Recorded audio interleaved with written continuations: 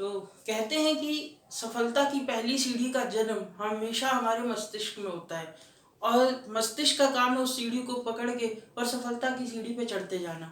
तो आज के विचार के साथ हम लोग शुरू करने जा रहे हैं अपना ये लाइव सेशन। और आज हम लोग इकोनॉमिक्स के फर्स्ट चैप्टर पे डिस्कशन रखे हैं। इस चैप्टर को स्टार्ट करने से पहले मैं आप लोगों के लिए कुछ चीज़ें आपको बता देना चाहता हूँ। जैसे अगर आप वीडियो से स्टडी कर रहे हैं तो आपको दो चीज़ें करनी पड़ेगी। सबसे पहली बात, आपको बहुत ध्यान से लिसनिंग करनी है।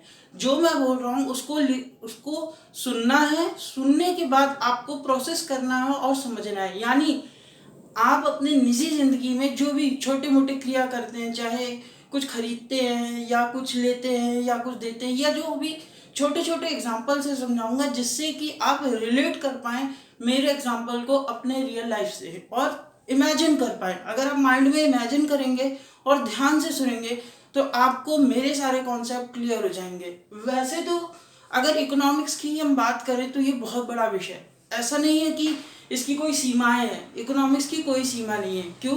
क्योंकि इकोनॉमिक्स का जन्म ही हुआ है मानव के व्यवहार से।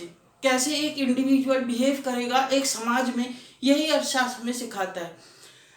ये मुख्यतः जो अर्थशास्त्र है, अर्थ यानी धन और शास्त्र यानी उसकी स्टडी। अर्थ का शास्त्र यानी पैसों से रिलेटेड जितनी भी हमारे व्यवहार है, चाहे हम कहीं भी कर रहे हो, चाहे हम कुछ खरीद रहे हो या किसी से लेन देन कर रहे हो या कोई भी कार्य कर रहे हो, तो उसमें अर्थशास्त्र ही महत्वपूर्ण भूमिका निभाता है। तो इंट्रोडक्शन के साथ स्टार्ट करते हैं हमारा फर्स्ट चैप्टर। और जो मेरे टॉपिक्स होंगे ये सारे आपके एनसीईआरटी से ही आए हुए हैं, जो कि आपको बोर्ड एग्जाम्स की प्रिपरेशन के लिए बहुत ज़्यादा हेल्पफुल होने वाले हैं। अगर आप क्लास 12th में हैं और बोर्ड की प्रिपरेशन कर रहे हैं तो मेरी वीडियोस आपको बहुत हेल्पफुल होंगी मेरे कॉन्सेप्ट्स को समझने के लिए, एग्जाम्पल्स को समझने के लिए। तो चलिए देर ना करते हुए शुरू करते हैं।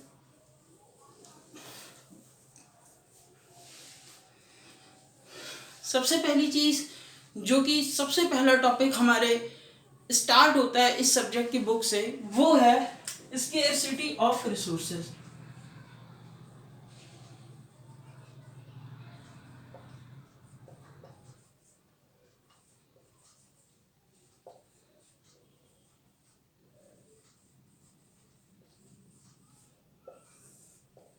इसके स्टार्टिंग जो बुक के अंदर अगर आप देखेंगे तो इसी चीज़ से होती है कि स्केर्सिटी ऑफ रिसोर्सेज होता क्या है। वैसे स्केर्सिटी ऑफ रिसोर्सेज की अब हम लोग बात कर रहे हैं तो स्टार्ट करते हैं। हमारी नीड्स क्या है?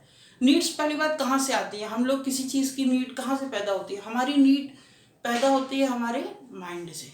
माइंड में जब हम कोई चीज़ देखते हैं, ऑब्जर्व करते हैं, सोचते हैं, या मान लीजिए किसी चीज़ को आपने बनाया है तो आपके माइंड में एक ज़रूरत का जन्म हो जाता है। जो ज़रूरतों का जन्म है यही नीड्स हैं। आपकी नीड्स क्या है? अगर मैं आपसे डायरेक्टली पूछूं आपकी नीड्स क्या हो सकती हैं? धन, कपड़ा, मकान, गाड़ी, कुछ भी हो सकता है। लेकिन आप ये देखेंगे कि नीड्स एक कॉन्टिन्यूअस प्रोसेस है। यानी ऐसा नहीं है कि आज आपको किसी चीज़ की नीड हुई और कल वो पूरी हो गई, तो कल पूरी हो गई तो आप पूरा संतुष्ट हो गए और अब आपको कभी नीड नहीं होगी। ऐसा नहीं होता। जब भी एक नीड पूरी होती है उसके साथ ही साथ हमारी दूसरी नीड का जन्म हो जाता है। कई बार ये नीड उससे अलग भी हो सकती है, सेम भी हो सकती है। ये साइकोलॉजिकल थ्योरी है, इतना डीप में हम लोगों को जाने की ज़रूरत नहीं है सब्जेक्ट को देखते हुए। बट जैसे ही हमारी एक नीड पूरी होती है अगली नीड का जन्म हो जाता है, और जब अगली नीड का जन्म हो जाता है तो फिर उसको पूरा करने के लिए, और आप एक चीज़ पाएंगे कि नीड जो है आपकी ये जब कंटिन्यू चलनी है,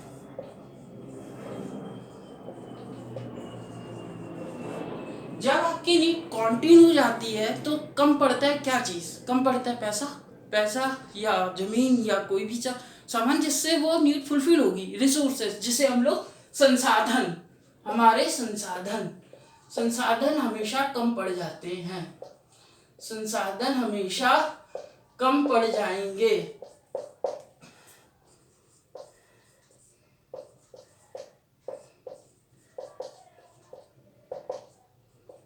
अब इसको हम लोग एक रियल लाइफ एग्जांपल के थ्रू समझने की कोशिश करते हैं।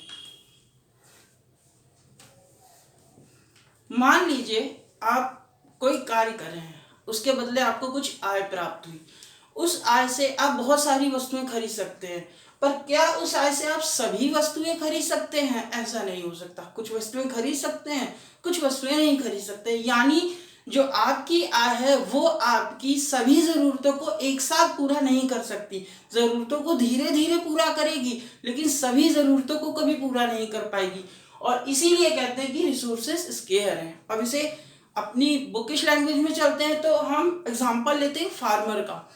एक फार्मर अगर खेती करता है तो उसके पास एक चीज़ होती है जो हमेशा सेम रहती है। वो क्या चीज़ है?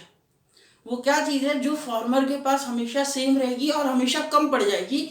वो है जमीन। जमीन हमेशा फार्मर की स्टिक रहने वाली है। अब वो इसके ऊपर क्या चीज़ बोएगा, क्या चीज़, किस चीज़ की खेती करेगा, चाहे वो गेहूं उगा ले, चाहे वो चावल उगाए, चाहे वो सब्जी उगाए, चाहे वो दाल उगाए, कुछ भी वो खेती कर सकता है। पर पर जो उसकी ज़मीन है वो सेम रहेगी। ज़मीन एक किसान के लिए भी उतनी है, एक देश के लिए भी उतनी है, और पूरे विश्व और ब्रह्मांड के लिए भी उतनी ही है। तो इसीलिए हम एक तरह से ये भी कह सकते हैं कि जो रिसोर्सेज हैं ये लिमिटेड है, और स्केर्सिटी ऑफ रिसोर्सेज की प्रॉब्लम जो है वो यूनिवर्सल प्रॉब्लम है। यूनिवर्सल इन द सेंस कि ये ऐसा नहीं है कि सिर्फ एक पर्सन के लिए, ये एक पर्सन के लिए ज़मीन थोड़ी सी है और कई पर्सन्स, अगर हम कई पर्सन्स होंगे तो उनके लिए भी ये ज़मीन उतनी ही होगी, बशर्ते वो उसका कैसे इस्तेमाल करते हैं ये उनके कार्य पे निर्भर करता है।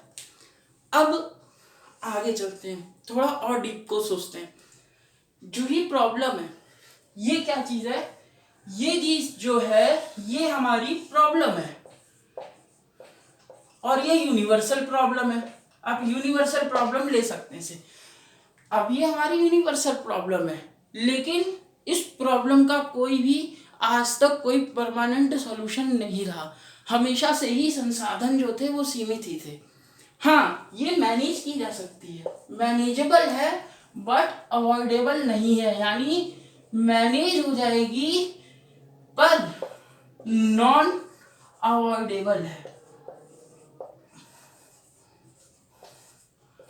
यानी कि अवॉइड नहीं कर सकते आप। अगर आप ये सोचते हैं कि अब रियल लाइफ में ये बात कैसे सिद्ध होगी कि सर मैनेजेबल है, अवॉइडेबल नहीं है, तो आप इस तरह समझें कि जब आपकी कोई मंथली इनकम हुई या प्रॉफिट हुआ या आपने बिजनेस से अर्न किया या कोई भी काम से जो अर्निंग की होगी वो तो एक सीमित है, लेकिन आप क्या करेंगे, आप अपने नीड्स को मैनेज करते हैं कि ठीक है अगर मुझे इतना आज चाहिए, चलो ठीक है मैं इतना कल ले लूँगा, इतना आज ले लूँगा, या जो मैंने अर्निंग की है उसको थोड़ा इसमें लगाता हूँ, थोड़ा इसमें लगाता हूँ, थोड़ा बचाता हूँ, और ये भविष्य में जाके पूरा हो जाएगा। यही आप करते आ रहे हैं, तो इसीलिए ये मैनेजेबल है, अवॉइडेबल नहीं है। अवॉइडेबल इन द सेंस ऐसा नहीं हो सकता कि आप इससे सब कुछ खरीद लेंगे और ये खत्म हो जाएगी, या स्केर्सिटी की प्रॉब्लम ऐसी है जिसको एकदम त्याग दिया जाए कि मान लिया जाए कि नहीं रिसोर्सेज पूरे हैं, ऐसा कभी नहीं है। ये है और इसको कभी भी नज़रअंदाज करने की गलती नहीं करनी चाहिए हमें अपने निजी जीवन में।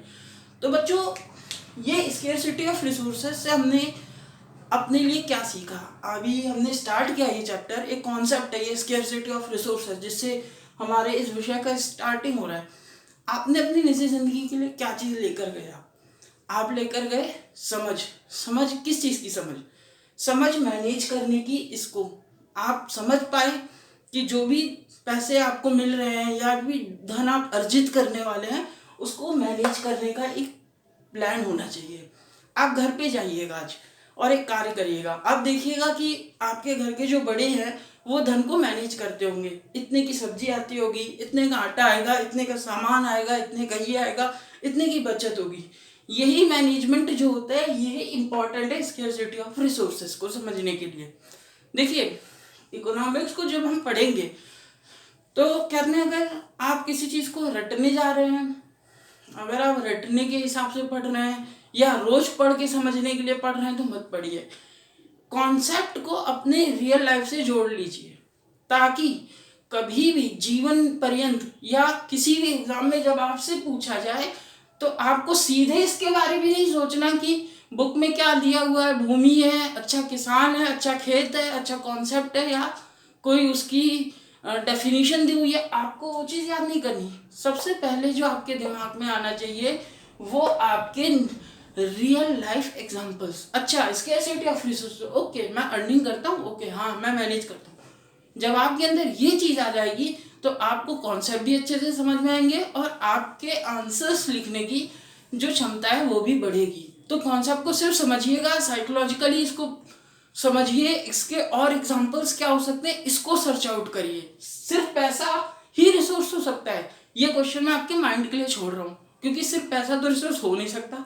इसका आंसर मेरे पास है, क्योंकि मैंने पहले अपने टाइम पे ये चीज़ें की है, बट मैं चाहता हूँ ये होमवर्क आप लोग खुद से करें। तो अभी हमने स्टार्ट किया स्केर्सिटी ऑफ रिसोर्सेज से।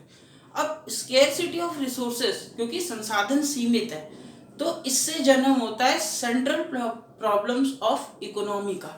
अब इसको बहुत ध्यान से समझिएगा, ये हमेशा क्वेश्चन पूछा जाता है आपके किसी भी बोर्ड एग्जाम में। बोर्ड में तो 100% आप मान के चलिए 2 नंबर, 4 नंबर और 6 नंबर में कहीं ना कहीं आपको ये क्वेश्चन जरूर मिलने वाला है। Central problem of economy. अब आप पूछेंगे कि सर स्केर्सिटी ऑफ रिसोर्सेज और सेंट्रल प्रॉब्लम ऑफ इकोनॉमी ये दोनों कैसे जुड़ गए, कैसे एक चीज हो गई। तो इसी पे हम लोग डिस्कस करने वाले हैं। देखिए, पढ़ने से हम लोग को सेंट्रल प्रॉब्लम यानी मुख्य समस्या, केंद्रीय समस्या है, हिंदी समझ में आ रहा है। लेकिन यहाँ बात हो रही है इकोनॉमी यानी अर्थशास्त्र। यानी एक जब हम इकोनॉमी की बात करें तो इसका मतलब क्या है। इकोनॉमी का मतलब होता है, इकोनॉमी का मतलब होता है एक क्षेत्रफल जिसके अंदर होने वाले सभी आर्थिक क्रियाओं का के लेन देन का हम विश्लेषण या अध्ययन करते हैं। अब आर्थिक क्रियाएं कौन सी क्रियाएं होती हैं, ये है आर्थिक क्रियाएं, ठीक है, आर्थिक क्रियाएं। अब आर्थिक क्रिया तो ठीक है, आर्थिक क्रियाओं का हम लोग विश्लेषण अध्ययन करेंगे, पर यह आर्थिक क्रिया क्या होती है, तो वो सारी क्रिया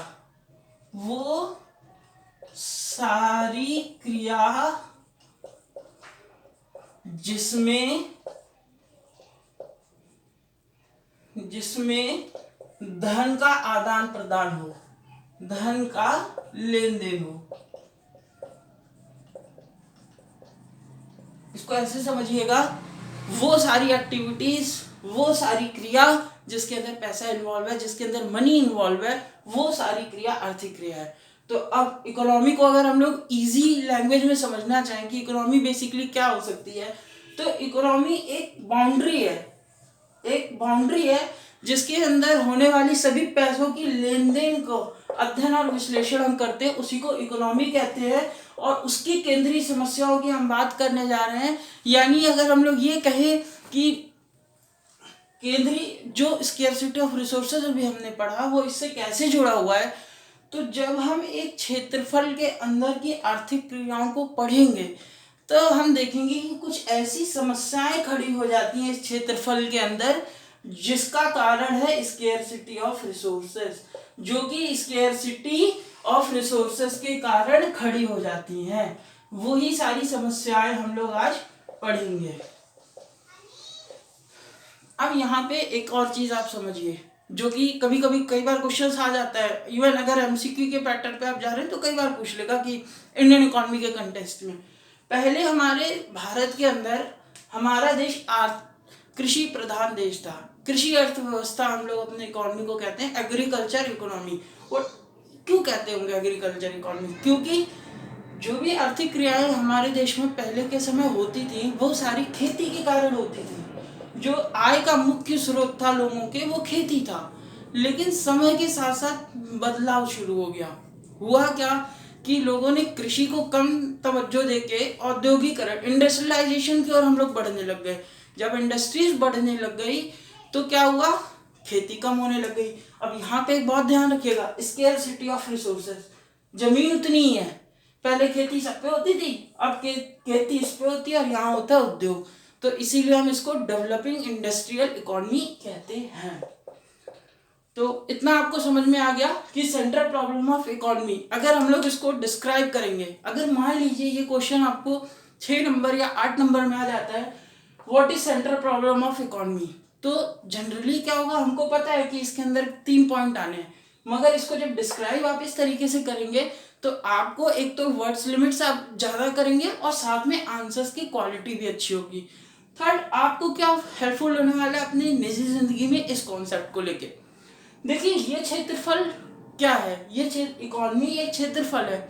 अब ये क्षेत्रफल आपका घर भी हो सकता है, ये क्षेत्रफल आपका मोहल्ला भी हो सकता है, ये क्षेत्रफल आपका गांव भी हो सकता है, शहर भी हो सकता है, या प्रदेश हो सकता है, या देश हो सकता है। तो आप एक क्षेत्रफल लीजिए और देखिए कि उसके अंदर जो आर्थिक क्रियाएं हो रही हैं वो कैसे हो रही हैं, कैसे लोगों का लेन देन हो रहा है, और उसके अंदर जो संचालित करने वाले जो लोग हैं वो उस आर्थिक क्रिया के लिए क्या कर रहे हैं। तो ये आज के लिए होमवर्क है इस टॉपिक पे बढ़ते हुए। तो ये आप लोगों को करना है क्योंकि इससे आप लोगों की प्रैक्टिकल नॉलेज इंक्रीज होगी। देखिए इकोनॉमी कोई थ्योरी नहीं है। अगर आप ये सोचते हैं कि इस सब्जेक्ट को आप एज अ थ्योरी पढ़ेंगे, सिर्फ बुक उठाई और 3-4 कॉन्सेप्ट पढ़ लिया और समझ में आ गया, तो नहीं। क्योंकि आगे जाने के बाद जो ये मैं आज बेसिक पढ़ा रहा हूँ ये बहुत हेल्पफुल होने वाला है हमारे आगे के कॉन्सेप्ट के लिए। स्केयरसिटी ऑफ रिसोर्सेज इकोनॉमिक्स के अंदर ऐसे बहुत सारे, चाहे डिमांड हो, फंक्शन डिमांड हो, सप्लाई हो, लॉ ऑफ सप्लाई हो, लॉ ऑफ इक्विलिब्रियम हो, ऐसे बहुत सारी चीज़ें आई हैं जो स्केयरसिटी ऑफ प्रॉब्लम की वजह से ही हैं। तो ये बहुत बेसिक कॉन्सेप्ट है बट इसको मैंने ब्रीफ में आपको समझाया। तो प्लीज़ इसको आप अपने रियल लाइफ से ज़रूर रिलेट करके चलिए ताकि आप इसको उस टाइम पे भूलें ना। अब क्या होता है कि रिसोर्सेज हमारे लिमिटेड है, धरती हमारी कॉमन है। तो एक समस्या और आ जाती है हमारे सामने कि ठीक है रिसोर्सेज तो हमारे लिमिटेड है, बट सवाल ये आ जाता है कि हम कितने पे खेती करेंगे या कितने पे एग्रीकल्चर करेंगे। तो इस बात को लिखने के लिए एक अच्छा टर्म यूज होता है, प्रॉब्लम ऑफ चॉइस। या आप लिख भी सकते हैं, अगर आप एक नोटबुक लेके चल रहे हो तो बेस्ट है मेरे हिसाब से, प्रॉब्लम ऑफ चॉइस या problem of allocation of resources.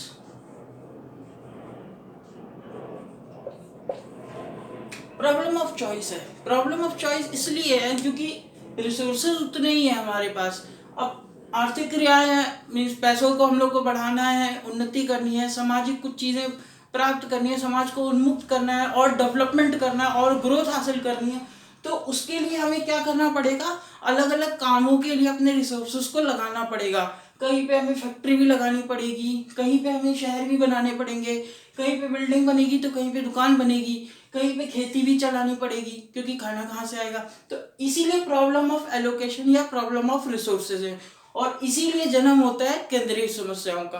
तो अब हम लोग आते हैं सेंट्रल प्रॉब्लम ऑफ इकोनॉमी के अंदर। वो कौन कौन सी जो एक्चुअल प्रॉब्लम है जो एक इकोनॉमी फेस करती है, बिकॉज कि क्यों फेस करती है, क्योंकि रिसोर्सेज स्केयर है, स्केयरसिटी ऑफ रिसोर्सेज की वजह से।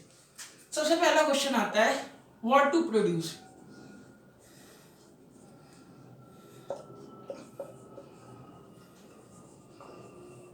ये सबसे पहला क्वेश्चन आता है व्हाट टू प्रोड्यूस, हमें क्या चीज बनानी है। अब जैसा कि एग्जांपल से हम लोग लेके चल रहे हैं तो सेम एग्जांपल को कंटिन्यू करें। व्हाट टू प्रोड्यूस यानी हम लोग को अनाज ज़्यादा चाहिए या फिर आपका फैक्ट्री या ऐसे कैपिटल गुड्स ज़्यादा चाहिए। तो इसको बेसिकली दो में समझा जा सकता है कि या तो कंज्यूमेबल गुड्स, कंज्यूमेबल गुड होंगे या तो आपके कैपिटल गुड होंगे, या इसे हम लोग एग्री भी कर सकते हैं, एग्री गुड्स, एग्रीकल्चरल गुड्स। या तो हम लोग खेती कर सकते हैं या तो कैपिटल गुड्स कर सकते हैं। अब अगेन यहाँ पे क्वेश्चन और पुट अप हो जाता है, अगर अगर हम कहेंगे कि नहीं हम सिर्फ एग्रीकल्चर गुड ही करेंगे तो फिर क्या होगा कि आने वाले भविष्य को हम कभी विकसित नहीं कर पाएंगे। जो आने वाले हमारे बच्चे होंगे, जो आने वाली पीढ़ी होगी, उसके लिए हम कुछ विकास नहीं कर पाएंगे। तो इसीलिए सिर्फ कंज्यूमेबल गुड पे लगाना भी ठीक नहीं है। अब दूसरी तरफ बात करते हैं कैपिटल गुड्स।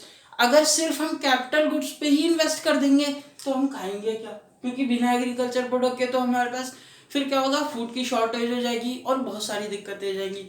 तो हमें इनके बीच में मैनेज करना पड़ता है। अब यहाँ फिर एक समस्या है क्वांटिटी। क्वांटिटी कितनी होनी चाहिए, कितना कैपिटल गुड होना चाहिए या कितना कंज्यूमेबल गुड्स होना चाहिए, इसको डिसाइड कैसे किया जा सके। ये एक ऐसी समस्या है जो सेंट्रल प्रॉब्लम है, जो एक इकॉनमी हमेशा फेस करती आई है और जिसका सॉल्यूशन अभी तक तो नहीं निकल पाया है। तो इसीलिए इसे केंद्रीय समस्याओं में लिखा जाता है और इसीलिए ये टॉपिक का सबसे इम्पोर्टेंट पार्ट है और यहीं से स्टार्टिंग होती है चीज़ों की। अब बढ़ते अपने नेक्स्ट को। सो गाइस, जो हमारा नेक्स्ट सेंट्रल प्रॉब्लम के अंदर जो दूसरी प्रॉब्लम है, how to produce. How to produce, कैसे बनाया जाए। लेबर इंटेंसिव टेक्निक से, लेबर इंटेंसिव टेक्निक होगी या फिर कैपिटल इंटेंसिव टेक्निक होगी।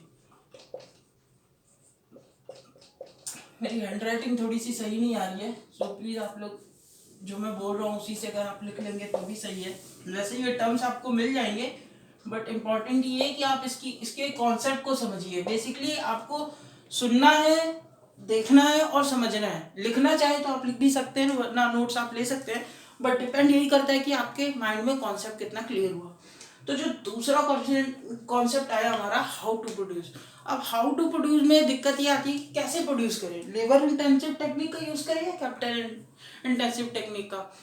अगर लेबर इंटेंसिव टेक्निक का यूज होगा, मतलब क्या है इसका, ये दोनों है क्या चीज सर, ये हाउ टू प्रोड्यूस हम पढ़ क्यों रहे हैं। मतलब मान लीजिए आपने ये डिसाइड कर लिया कि ठीक है, मुझे इतना कैपिटल गुड चाहिए और इतना एग्रीकल्चर गुड चाहिए। वैसे कि ये समस्या थी कि कैसे क्वांटिटी डिसाइड करें, बट मान लीजिए कि अगर डिसाइड कर भी लिया आपने, तो अगला सवाल आता है कि कैसे बनाएंगे आप। उसमें ज़्यादा लेबर लगाएंगे, लेबर इंटेंसिव यानी लेबर का ज़्यादा इस्तेमाल करेंगे, कैपिटल इंसेंटिव यानी पूंजी का ज़्यादा इस्तेमाल करेंगे, धन का ज़्यादा इस्तेमाल करेंगे। अगर लेबर का ज़्यादा इस्तेमाल करते हैं तो प्रोडक्ट महंगा भी बनेगा, मतलब उसकी क्वालिटी कभी भी अच्छी नहीं होगी। क्वालिटी में एक तो कम रहेगा, दूसरा कैपिटल पे ज़्यादा लगाएंगे तो सामान इतना ज़्यादा महंगा होगा कि इसको खरीद नहीं पाएंगे, इसको बेच नहीं पाएंगे। अब इसमें दिक्कत क्या है, लेबर इंटेंसिव टेक्निक कहाँ काम आती है। जिस कंट्री के अंदर बेरोजगारी ज़्यादा होगी वहाँ ज़्यादातर कोशिश की जाएगी लेबर इंटेंसिव टेक्निक की, और जिस कंट्री के अंदर जब पॉपुलेशन कम होगी वहाँ हमेशा कैपिटल इंटेंसिव टेक्निक का इस्तेमाल किया जाएगा। अब इसका एग्जांपल क्या ले सकते हैं, लाइफ इंडिया और जापान ले सकते हैं। इंडिया में ज़्यादातर काम हम लोग हाथों से, हस्तकला को ज़्यादा प्रमोट करते हैं। जापान में हर चीज़ हाथों से नहीं बनाई जाती, वहाँ 90% मशीनों का यूज़ होता है किसी भी काम के लिए, तो वो ज़्यादातर कैपिटल इंटेंसिव टेक्निक पे आते हैं। यस, बट उनका सामान महंगा होता है और इंडिया का सामान सस्ता होता है, इसीलिए हमारा एक्सपोर्ट भी बढ़ता है, ज़्यादा ही रहता है। सो अगेन इसके बीच में यही समस्या आ जाती है कि किस टेक्निक का हम लोग इस्तेमाल करें, लेबर ज़्यादा सही है या कैपिटल ज़्यादा सही है। ठीक है, अगर हमने आज अगर केवल हमने लेबर इंटेंसिव पे ही रह गए तो फिर हम पिछड़ जाएंगे सबसे, और अगर हम कैपिटल इंटेंसिव टेक्निक पे चले गए तो हमारे पास हमारी पूंजी भी इतनी ज़्यादा लग जाएगी और प्रोडक्ट इतना महंगा निकलेगा कि हम सारे लोगों को प्रोवाइड नहीं कर पाएंगे।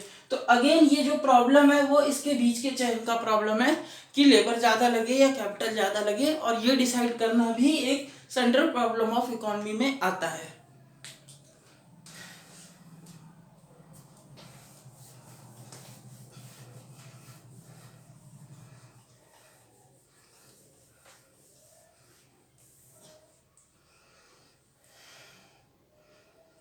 अब हमारा जो तीसरा जो प्रॉब्लम है वो है whom to produce।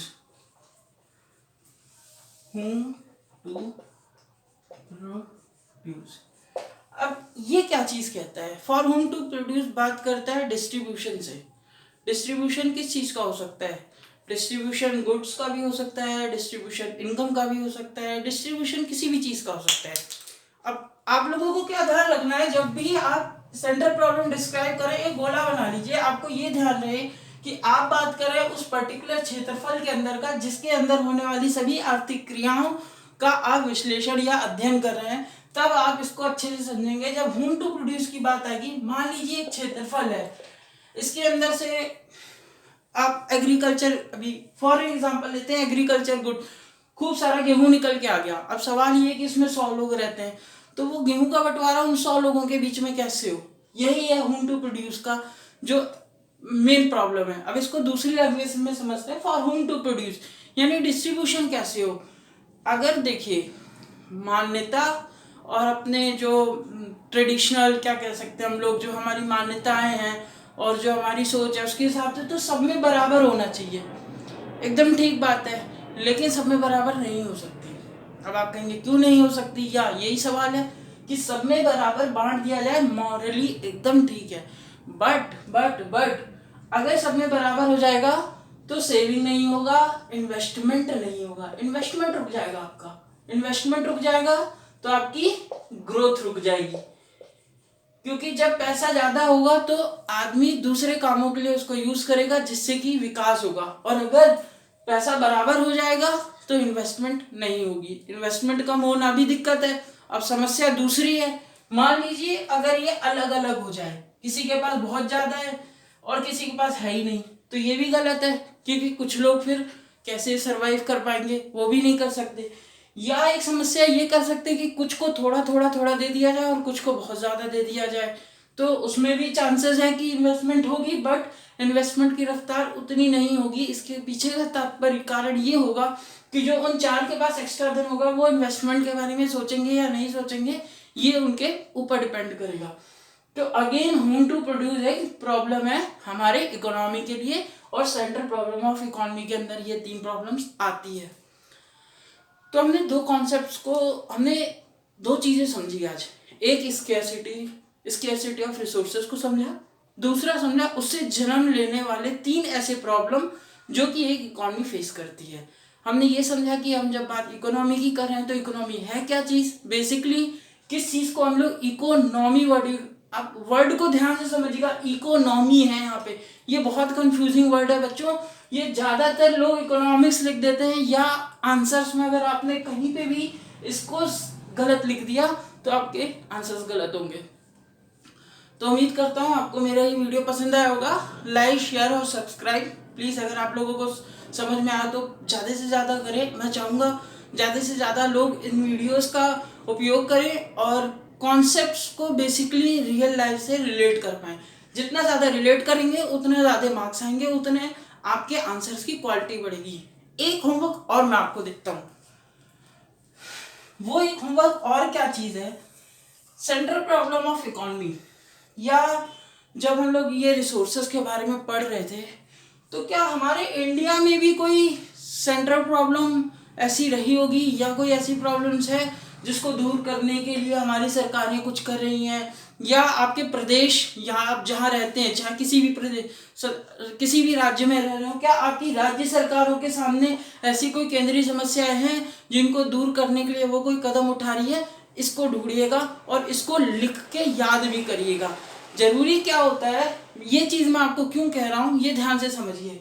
कॉन्सेप्ट आपको समझ में आ गया, बेसिक आपको समझ में आ गया, लेकिन जब यही क्वेश्चन आपसे 6 नंबर में सब्जेक्टिव में पूछ लिया जाएगा तो वहां पे आपके ऐसे एग्जांपल्स आपके मार्क्स को बढ़ा देते हैं। बहुत छोटी छोटी गलतियां हम लोग कर देते हैं। डायग्राम्स ध्यान रखिएगा, हर पेपर में डायग्राम्स होना ही चाहिए। आप कोई भी आंसर्स लिख रहे हैं, डायग्राम्स होंगे, एग्जाम्पल्स होंगे और प्रेजेंटेशंस। कभी हम लोग इस पे फ्री टाइम पे चर्चा करेंगे, बट ये फर्स्ट लेक्चर है तो मैं कोशिश कर रहा हूँ यहीं पे वाइंड अप करूँ। बट हाँ, ये बहुत सारी चीज़ें हैं जो मैं आपको आगे समझाने वाला हूँ। So thank you so much.